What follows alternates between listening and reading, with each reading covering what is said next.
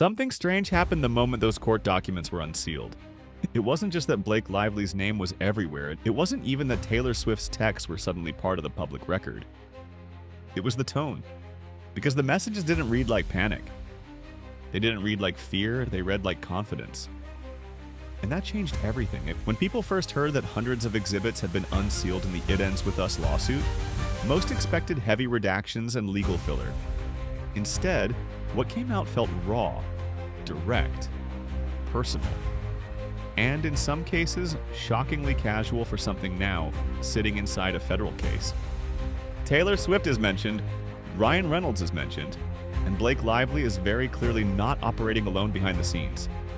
That's where the internet stopped asking who's right, and started asking who actually had the power here.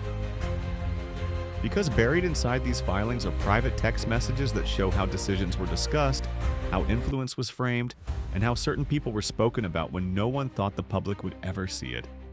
One message in particular set everything on fire. A line attributed to Taylor Swift that used language people had never seen from her before. Sharp, dismissive, almost mocking.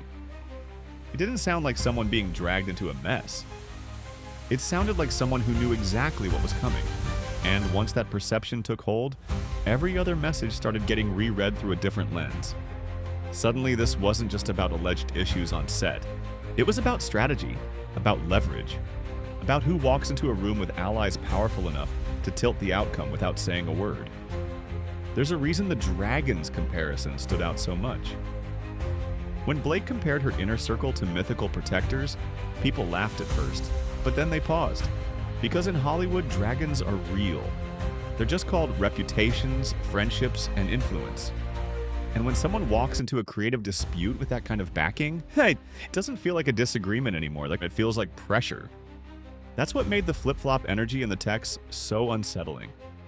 On one hand, there are messages praising Justin Baldoni directly, thanking him, expressing appreciation. On the other hand, there are messages to others where the tone shifts completely. Mockery, frustration, disrespect. That contradiction is what people can't let go of. Because if the public story is about mistreatment and discomfort, but the private story reads like coordination and confidence, viewers don't know which version to trust. And trust is the currency here. Things get even more uncomfortable when you look at how influence was discussed openly. There are exchanges where Taylor acknowledges her presence alone changes the balance of power. That her involvement gives Blake more control. That her music, her name, her support could shape outcomes. That alone flips the narrative people were sold.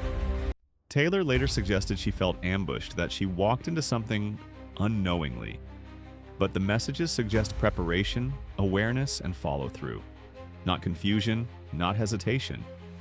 And once again, it's not about one text. It's about pattern. The filings also show Blake privately telling high-profile friends that she rewrote the script, directed actors herself, and essentially took over the project. She doesn't deny sending those messages, she owns them. That matters. Because those aren't the words of someone describing a hostile work environment.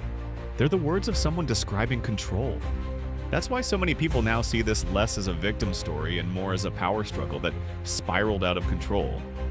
And then there's the double standard that people can't ignore. In one exchange, Blake jokes to a male colleague about dressing provocatively and working the corner. Her team says it was humor, that it wasn't about appearance, that it was taken out of context. But earlier, Blake reportedly took serious offense when Justin commented on her costume being sexy or hot. Imagine if the roles were reversed. Imagine a male director joking that way to a female actor. The reaction would have been immediate and brutal. No nuance, no benefit of the doubt. That's the hypocrisy people are reacting to. Not because they want to tear someone down, but because the rules suddenly feel flexible depending on who holds power. And power keeps showing up everywhere in this case. Especially when it comes to the PR machine behind the scenes. According to filings, Blake and Taylor were discussing upcoming press moments, trailers, and even a major newspaper article before it dropped. One message suggests anticipation, not fear. Almost like they knew something big was about to land and were ready for it. Again, Blake disputes parts of this timeline, but the quoted messages exist exactly as written. That distinction matters legally. And it leaves the public with one unavoidable question. Does this sound like someone bracing for harm? Or someone confident the narrative is about to break in their favor? Taylor's silence since all of this surfaced has only amplified that question. She hasn't denied the messages. She hasn't defended Blake publicly. She hasn't clarified anything. And while silence doesn't equal guilt, in a story built on influence, silence speaks loudly. Because if the messages were misrepresented, this would be the moment to say so. Instead, what we're seeing is distance. And distance suggests discomfort. The more people read, the clearer one thing becomes. None of these messages focus on harassment. They focus on leverage, strategy, positioning, and control. That doesn't mean the allegations don't matter. It means the optics are colliding with them. And once that happens, public perception becomes impossible to manage. The court will decide whether this case survives, whether claims move forward, and whether a trial even happens. Judges don't rule based on vibes or screenshots, but the internet does. And right now, the internet isn't reacting to legal arguments. It's reacting to a shattered image. Two women who built brands around empathy, solidarity, and empowerment are now being seen speaking privately in a way that feels cold, calculated, and dismissive. That contrast is jarring. It doesn't prove wrongdoing, but it destroys innocence. And that's why this story won't die anytime soon. More exhibits are expected, more context may surface, and this version of events might still change. But one thing is already locked in. Once private influence becomes public record, there's no undoing it. So the real question isn't who wins this lawsuit, it's whether anyone involved walks away with their image intact.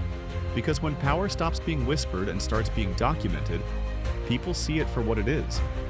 And once they see it, they can't unsee it.